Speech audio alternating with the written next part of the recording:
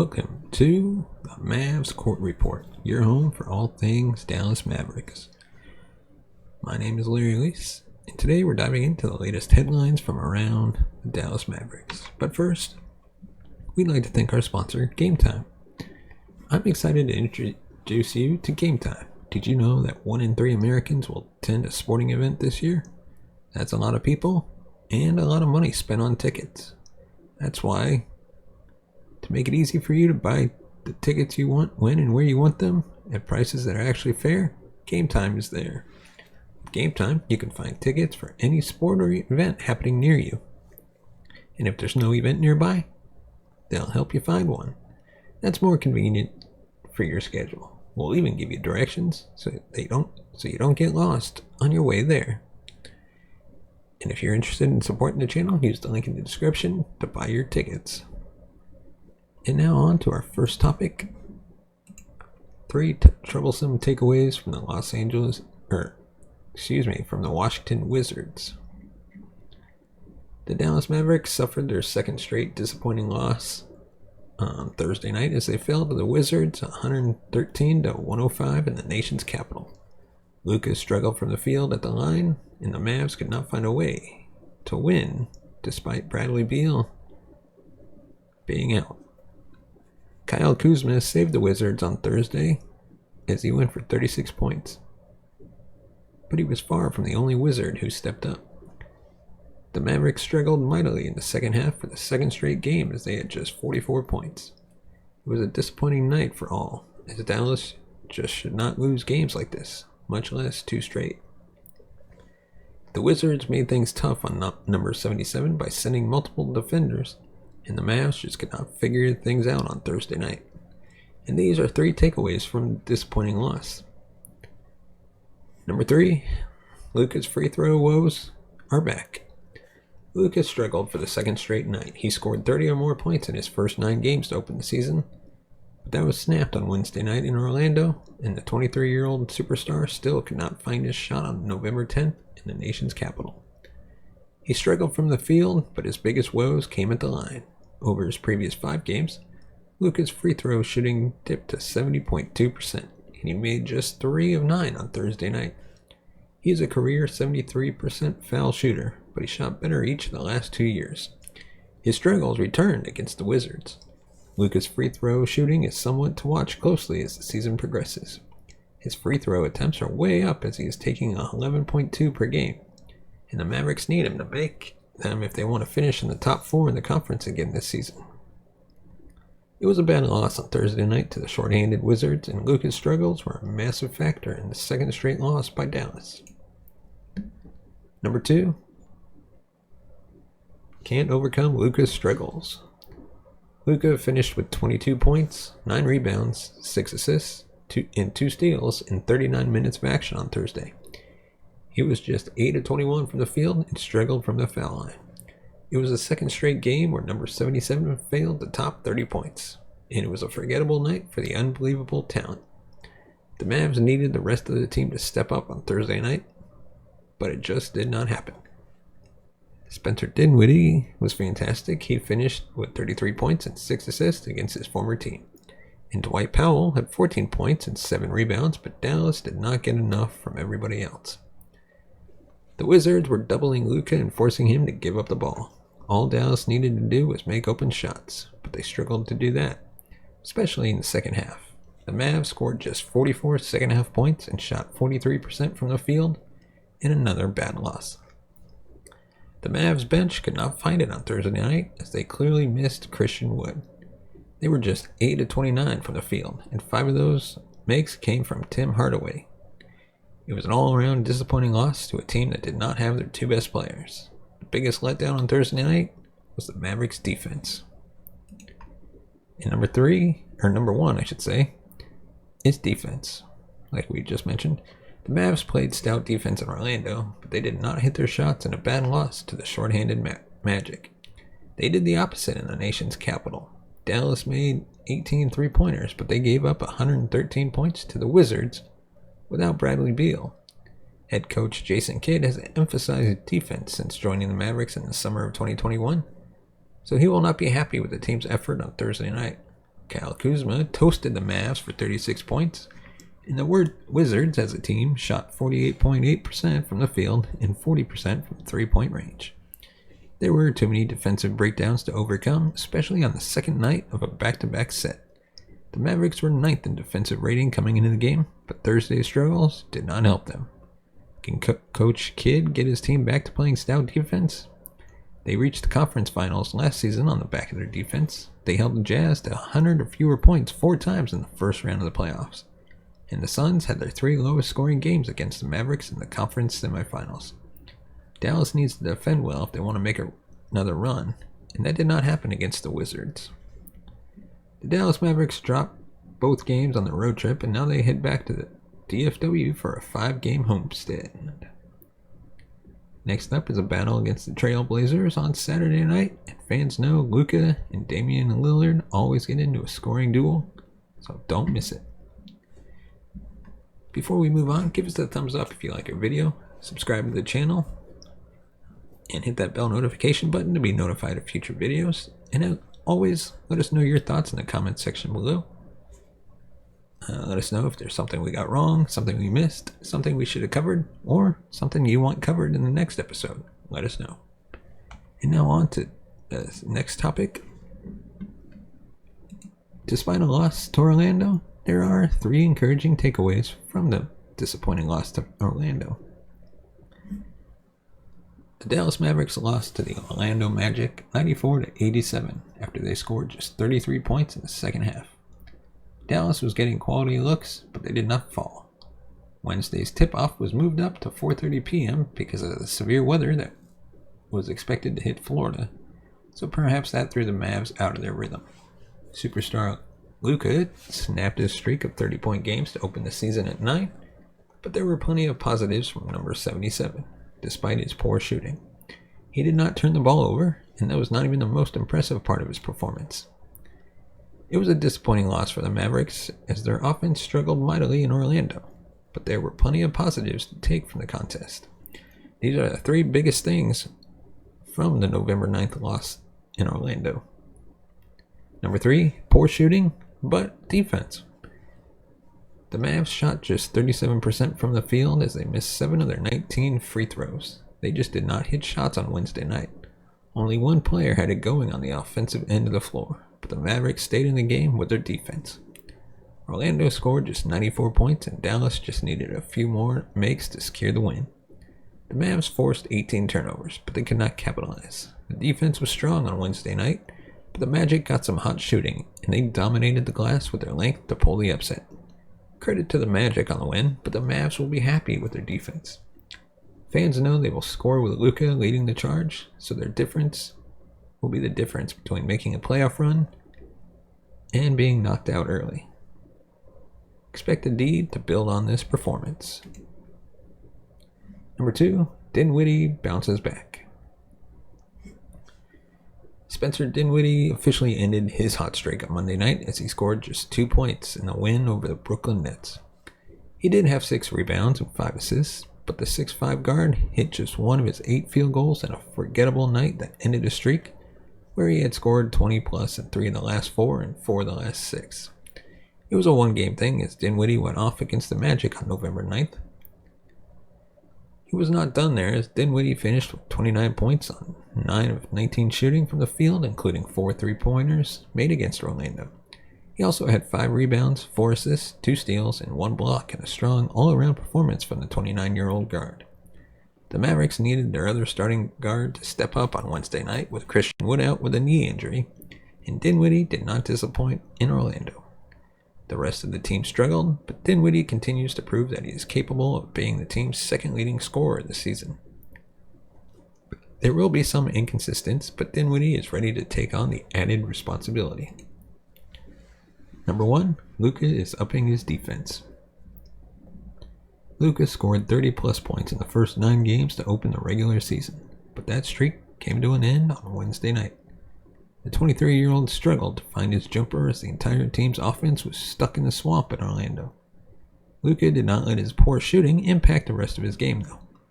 Luka finished with 24 points, 6 rebounds, 6 assists, 3 steals, and 2 blocks in 35 minutes of action. He made just 9 of his 29 field goals, including going 2 of 11 from three-point range and missing 3 of his 7 free throws. It was a night to forget on the offensive end for Luka, but he continues to make plays on the defensive end. Luka was 9th in the NBA in steals coming into the game, and that only improved with his 3 on Wednesday night. He's not the best defender in the world, but he is using his quick hands and size to make plays.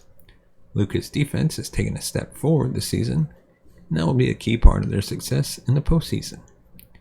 It was a disappointing loss that ended Luka's scoring streak, but it was not all bad from Dallas. They had a terrible shooting night, and it cost them the game. Luckily, they will not have to wait long to bounce back. And now on to our next topic. Why there's a 0 chance of trading for Anthony Davis. The Dallas Mavericks are searching for a second star to pair with Luka. They want to be annual title contenders, and the Mavs have the toughest piece to acquire in a top 5 player, but his supporting cast needs improvement. The easiest path, is acquiring a second All-Star, and the standings suggest the Lakers could make Anthony Davis available at some point. Ben Simmons kicked off the speculation as the Lakers currently sit at 2-8 and 14th in the Western Conference. They sent out a ton of draft capital to acquire AD and Russell Westbrook, and the experiment has been a disaster. They lack spacing, shooting, and defense, which puts them in danger of missing the playoffs for the second straight year. The Lakers would love to trade Russell Westbrook and become contenders again. LeBron James and Anthony Davis won the championship in 2020, but what if a Westbrook trade is not enough to push them back into contention? Do the Lakers push the rebuild button and look to trade AD? Even if they do, these are 4 reasons why the Dallas Mavericks have no chance to acquire him before February's trade deadline. Number 1, the Lakers will want more than draft picks from Dallas Mavericks in any AD trade. Trading Davis only makes sense for the Lakers if it allows them to build a contender around LeBron James in his twilight. They are a premier brand that has no interest in rebuilding. The Lakers want to win now, and James only has a few years left in his peak. Bleacher Report recently floated an AD trade deal featuring the Mavs, but the Lakers are going to want more than draft capital to move on from the 6'10 star. The Lakers are not rebuilding because they do not control their own draft picks until at least 2027. LA may look to trade Davis if they get role players or another star in return, but they are not doing it just for draft picks. Is AD untouchable? No, the Lakers would be forced to seriously consider star-for-star trades and dealing him to improve their roster, but they are not likely to accept the value they are getting in return for the 8-time All-Star. Next, would Dallas Mavericks overlook the injury history of Anthony Davis in a trade? Part of the calculus in trading away Kristaps at the deadline last season was his questionable availability. He was not the second star the Mavs needed next to Luka, in part because the organization never knew when he was going to be on the floor. The Dallas sold low as they looked to find a better fit, and the deal helped the Mavericks reach the conference finals. Davis may be a bigger injury risk than Porzingis. Since joining the Lakers in 2019, AD has played in 138 of 225 possible regular season games, or just 61%. He did play 62 of 71 games during the Lakers championship season in 2020, but he has struggled to stay on the court.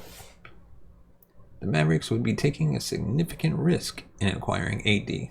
His injury history has to factor into his trade value. The Lakers are going to want talent and draft capital to trade Anthony Davis. The Mavs should not mortgage their entire future on this trade because he has struggled to stay healthy.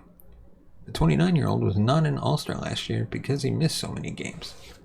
Trading Davis does not make sense for the Lakers for just that reason. The Lakers have 0 reasons to trade Anthony Davis to Dallas Mavericks or any team. The Lakers want to contend for the championship every year. They believe they can always land a marquee talent and be in the title mix. LA was spoiled by decades of Kobe Bryant, Magic Johnson, Kareem Abdul-Jabbar, Shaquille O'Neal, and now LeBron James. All they know and want is to be in the hunt. Trading Davis just does not make sense. Are they going to move the brow for another star player? How often do fans see challenge trades in the NBA? Swapping star players is not a regular occurrence, and it is probably not happening here. So then what? LA is going to deal Davis for young talent they can hope transforms into a star player. That does not make sense when fans consider LeBron James is 37 years old and has logged over 52,000 regular season NBA minutes and 11,000 more in the postseason. Father Time is undefeated, and LeBron cannot play at an elite level forever. The Lakers have no time to wait for talent to develop. No trade packages make sense for the Lakers. They need to clear Westbrook's contract and try to add pieces around LeBron and AD to get back into contention. The focus should be on shooting and perimeter defense. Davis is a plus defender that can switch, but Los Angeles needs the perimeter cover to make him most effective. If the Lakers decide to blow it up and make Davis available, fans should still not expect to see him in a Mavericks uniform. In number 4, some team will top the Mavericks' current best offer for AD. The Mavs owe their 2023 first-round pick to the Knicks from the original Kristaps trade, and the selection has a top 10 protection. Dallas expects it to convey, which will leave them with an entire cupboard of first-round picks to deal in the summer of 2023, but they cannot do it yet. The Mavericks can offer 2 first-rounders and 3 swaps right now, and a handful of salary-matching role players, like Spencer Dinwiddie, Christian Wood, Dorian Finney-Smith, Reggie Bullock, and others. Is that enough to land a star player? Not yet. The Mavs will have a shot at anyone that becomes available in the summer, but they will have to wait until then. Some team out there will top the Mavericks' best offer for AD if he hits the open market before the deadline. Another team will offer 3 firsts and 3 swaps, or a young, promising talent and multiple draft picks. Davis is still in his prime and proved he can be a standout on a championship team when the Lakers won the title in 2020. Acquiring him will take a massive haul, and the Mavs just cannot match the best offers out there. Will the Lakers trade AD this season? Don't expect it, but anything is possible if their struggles continue. The clock is ticking on LeBron's prime, and the Lakers want to maximize what is left. Expect the Dallas Mavericks to make multiple calls, but ultimately, they will not have enough to acquire AD. But it is always fun to speculate. Let us know your thoughts in the comment section below. Do you think that Mavericks could make a trade for Anthony Davis? If so, what do you think it would take? Would it make sense to trade away any of the Mavs superstar players? Let us know. And now on to our next topic, which is actually another trade opinion. Reasons the Ben Simmons trade would make the Mavs worse. The Dallas Mavericks just finished off a season series sweep of the Brooklyn Nets on November 7th, as Luka managed to increase his consecutive games with 30-plus points to 9 to begin the season. It is the second longest mark to open a season in NBA history, but it has the number 77 usage rate, leading the league for the 3rd straight year and bordering on an all-time mark. Luka is doing too much, and the team needs to get him more help. The Mavs would love to add a second star, but they need another ball handler and playmaker. Jalen Brunson's departure in free agency has left Dallas with just Luka and Spencer Dinwiddie to do the heavy lifting. Could the Mavs fill both needs with one move?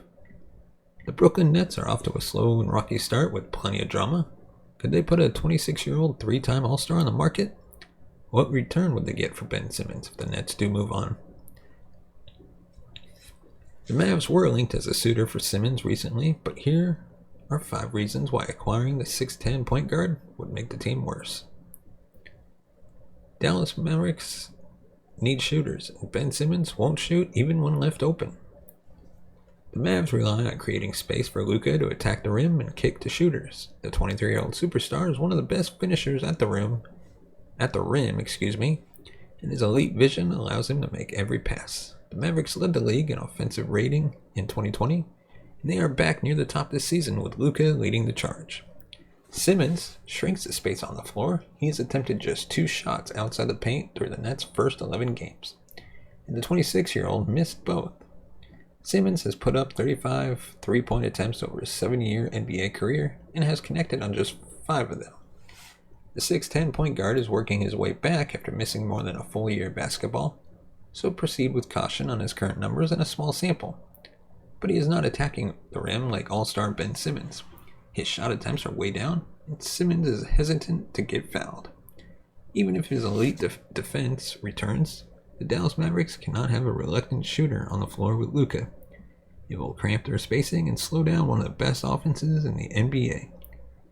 And that goes without mentioning the problematic schematic fit with Simmons in Dallas. Number 2. Ben Simmons loves playing in transition, but Dallas Mavericks play slow. Simmons was top 10 in transition possessions in 2020 and 2021. The 6'10 guard is not the most efficient scorer in these situations, but he loves to get out and run. He needs space to get to the rim and finish, and the easiest way to do that is with the defense getting back in transition. The Mavs have been by far the slowest paced team in the NBA during the 1+ season with Jason Kidd as head coach. Superstar Luka loves to conduct in the half court and play at his tempo. Dallas dissects teams and takes care of the ball. Could Simmons thrive in that system? He needs the ball to be at his best, and the Mavericks have Luka. They're going to play the way that fits their superstar best, and that is not what Simmons wants to do. He wants to go fast, and the Mavericks are unlikely to increase their pace anytime soon. The Mavericks reached the conference finals on the back of their defense last season, and they could still be interested if Ben Simmons transforms the team into an elite defensive squad again, but he is struggling on that end of the floor too. Number 3. Dallas Mavericks emphasize defense, and Ben Simmons has struggled since his back injury. Simmons made the all-defensive team twice during his team with the Sixers, and he led the league in steals per game in 2020. The 6'10 forward has the size to defend inside and the athletic ability to guard on the perimeter. He was one of the few players that had success slowing down Luka, but he may not be that same player. Simmons missed 4 games with a knee injury this season, and he is coming off a season-ending back surgery after missing the first portion of the last year holding out. To think Simmons gets back to that elite defender is no sure thing.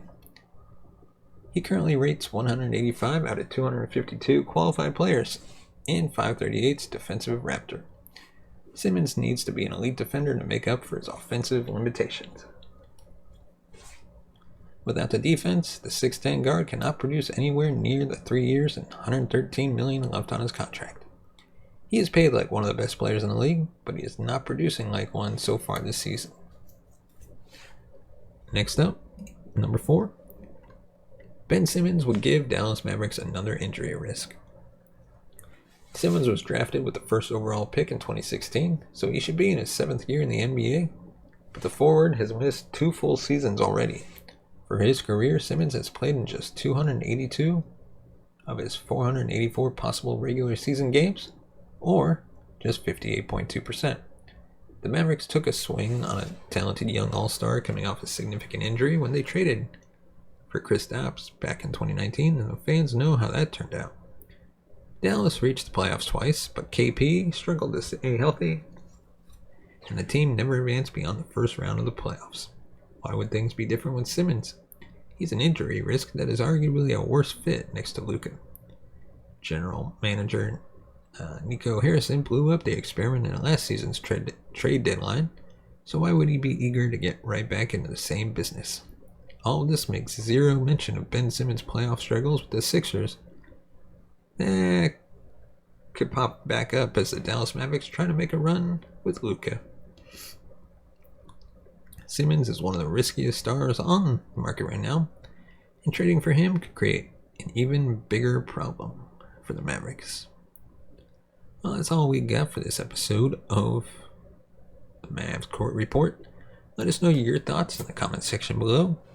Give us a thumbs up if you like our video. Subscribe to the channel. And as always, thank you so much for watching and listening. We will see you next time.